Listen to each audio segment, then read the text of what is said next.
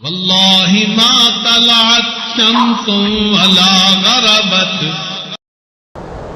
آج کے اس معاشرے میں جہاں مال کمانے کی دوڑ لگی ہوئی ہے، گھر کے جتنے لوگ ہوتے ہیں سب کے سب نوکری کر رہے ہوتے ہیں اور خرچے پھر پورے نہیں ہوتے۔ گھر کے مرد بھی نوکریاں کرتے ہیں، عورتیں بھی نوکریاں کرتے ہیں اور خرچے پورے نہیں ہوتے۔ ایسے میں ہمیں چاہیے کہ ہم اللہ سے برکت کی دعا مانگیں، اللہ تعالیٰ سے برکت نصیب ہو گئی تو جو ہماری آمدنی ہوگی پوری ہو جائے گی۔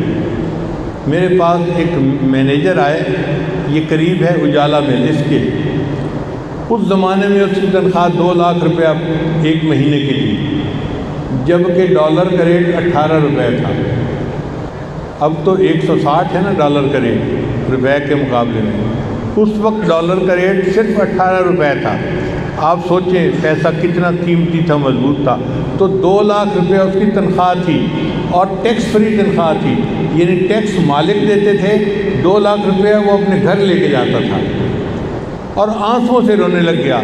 میں نے پوچھا آپ کیوں رو رہے ہیں؟ کہنے لگے میرے خرچے پورے نہیں ہوتے۔ 2 لاکھ روپیہ تنخواہ اور اس کے خرچے پورے نہیں ہوتے۔ پھر میں نے اس سے پوچھا کہ ہوا کیا؟ اس نے کہا جی کہ میری بیوی چاہتی تھی فلاں گاڑی میں اس کے لیے لوں، میں نے اتنی مہنگی گاڑی خریدی اور گاڑی کو پہلے دن لے کے گیا، بینک کے سامنے کھڑا کیا اور بینک کے اندر گیا چیک نکلوانے کے لیے۔ جب واپس آیا تو ایک موٹر سائیکل والا بے قابو ہو گیا تھا، اس کا موٹر سائیکل میری نئی گاڑی کے اندر لگا اور گاڑی ٹوٹل خراب ہو گئی، کروڑوں کا نقصان ہو گیا۔ پھر کہنے لگا کہ بیوی کہتی تھی کہ لاہور میں ڈیفینس کے اندر کوئی مجھے 2 کنال کا پلاٹ لے کے گھر بنا دو۔ کہتے ہیں میں نے ایک بندے سے وعدہ کیا، اس کو بیانہ بھی دے دیا، وہ بیانہ لے کے بھاگ گیا۔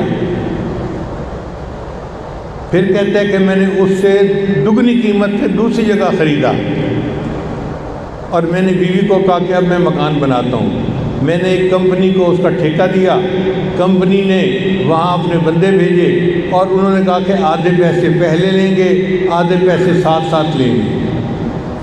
میں نے آدھے پیسے دے دیے، انہوں نے کام شروع کیا، 3 دن کے بعد کام چھوڑ کے چلے گئے۔ کہتے ہیں 1 مہینہ میں ان کے پیچھے خجل خوار ہوتا رہا کہ کیوں نہیں آتے کیوں نہیں آتے۔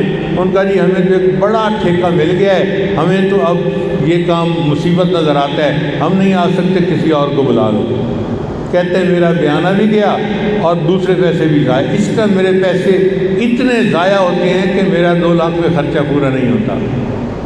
اب آپ بتائیے 2 لاکھ روپیہ کوئی کم نہیں تھا، مگر جب عمل ٹھیک نہ ہو تو اللہ تعالیٰ پھر بندے کو الجھا دیتے ہیں نا۔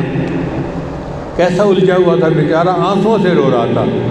مجھے امید ہے کہ جس کی تنخواہ 10,000 ہوگی نا مزدور کی، وہ اپنے گھر میں صبر شکر کے ساتھ زندگی گزار رہا ہوگا، اور یہ مینیجر صاحب 2 لاکھ روپے لے کے روتے پھر رہے ہیں۔